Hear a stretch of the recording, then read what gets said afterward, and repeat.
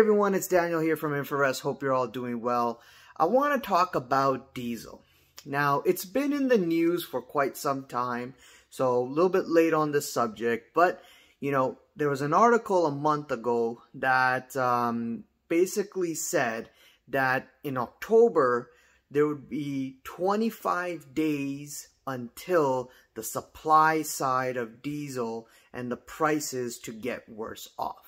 Right? So now we're basically at that 25-day mark, and we're going to see probably some effect come out according to this article. And I'll post the article in the description here so you can take a look at it.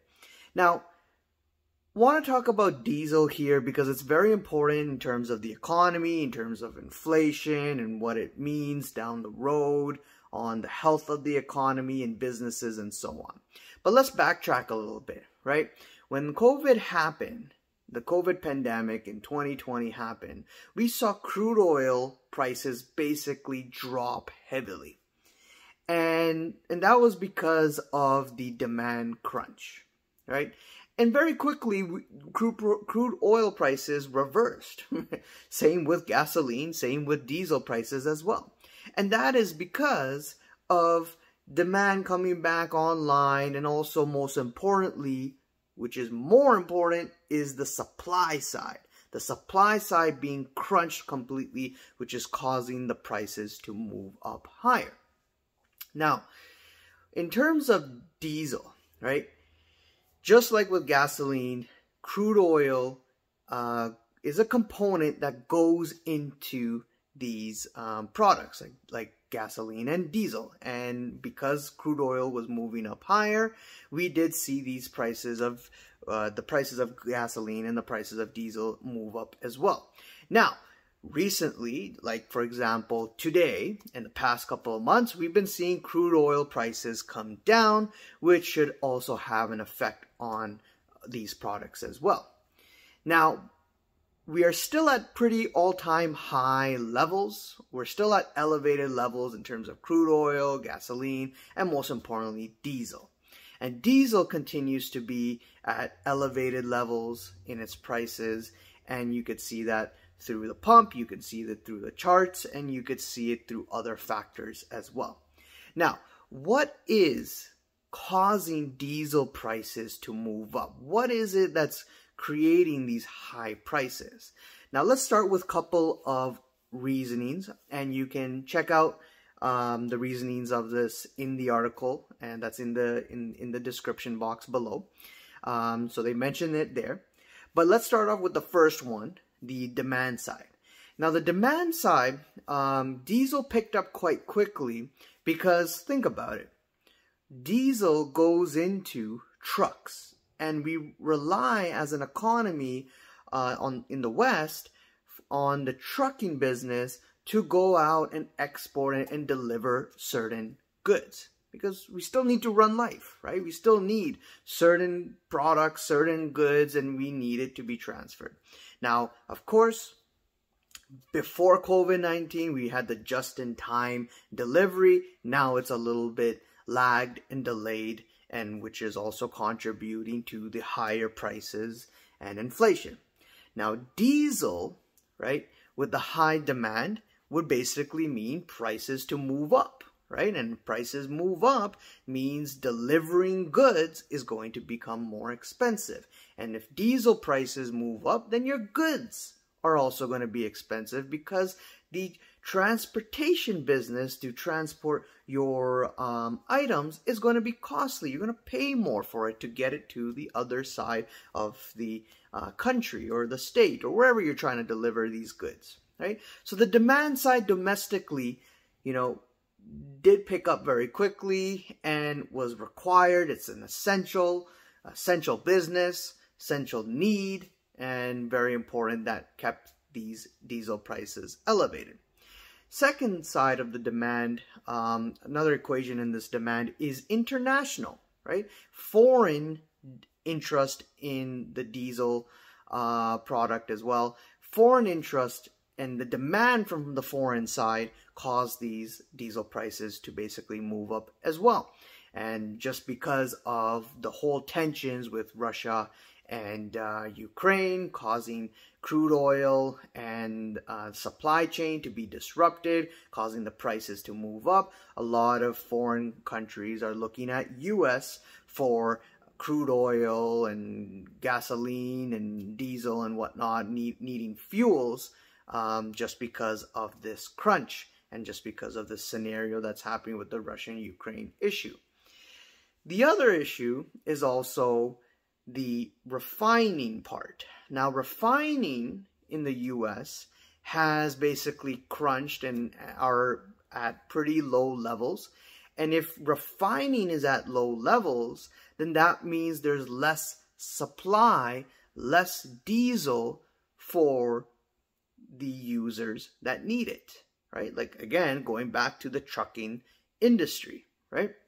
So if you've got an increase in demand and a crunch or a slowdown in supply and refineries becoming a problem and you're unable to produce more supply to get more diesel out there, then definitely the supply, again, is a very big problem, which can keep diesel prices elevated or even push it up higher. So part of all of these issues are what are causing the diesel prices to move up, to stay elevated, and it could trickle into many other goods and services in the economy. It can cause a lot of for example, the inflation like we're dealing with, the inflation report continuing to come in higher than expected because we heavily depend on the trucking economy to be delivering our goods. And if they are feeling the pinch from higher diesel prices, then we as end users are also going to feel the pinch as well.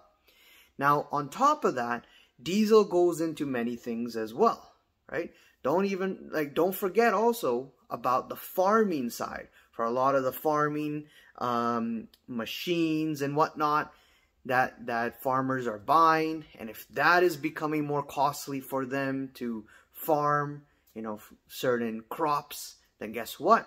Yeah, food prices are going to be elevated as well. That's one component of it. So this going back again, the refining is a big portion of the cost that goes into diesel. And if that's causing the diesel prices to move up, then you can see how it really trickles into the economy very quickly, into your goods that you're buying, into supply problems. Like, for example, in Canada, there's issues with getting certain medicines, and there's a shortage of supply there, so that's going to jack up the prices in those areas as well. And if you can't deliver it on time, or if the diesel prices are higher, it definitely is going to feed in. Now going on to the farming side, farmers are feeling the pinch also because diesel prices are higher to run their tractors and their equipment and whatnot. And that's going to feed into higher food prices, that when you go and buy and purchase your food from the grocery store, that is why, one, not the only reason, okay, I've done a full video on food shortages, and you can watch that to understand why food prices are moving up higher, but that is one component of it, where the crude oil, the gasoline, the energy that goes into these crops, into the labor work and all of this is creating these higher prices, which means it will probably feed into that inflation report and keep that inflation elevated, right?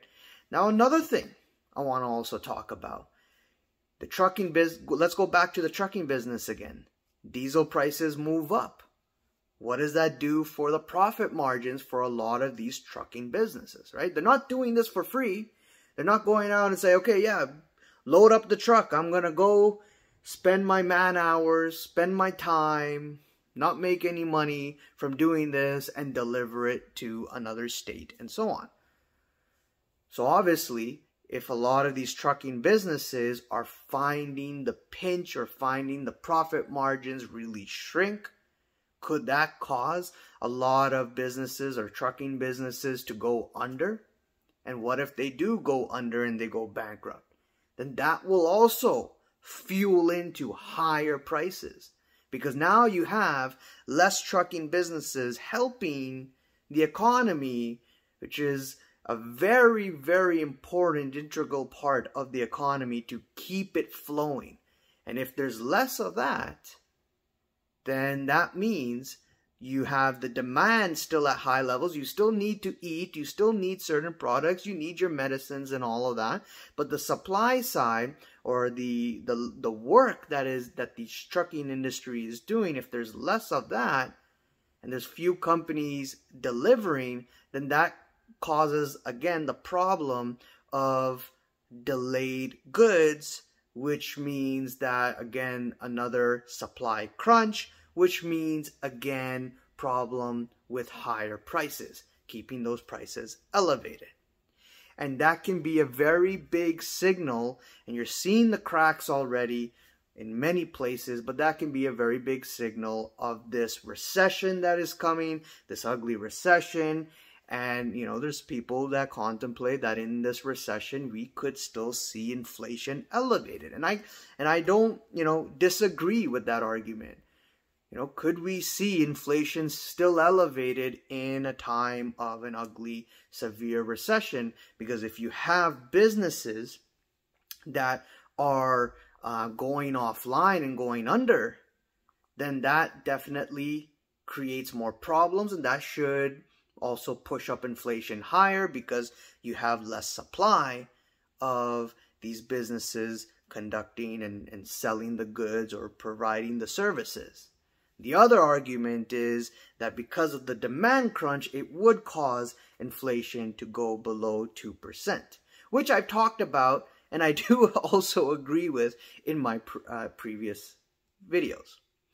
I guess we will only know until the situation happens. And I guess you can also argue that, sure, in certain areas, we might see a huge drop in inflation and prices, and other areas like maybe energy and other commodities, we might see it still elevated. Maybe drop, it may drop, but still elevated at pretty high levels.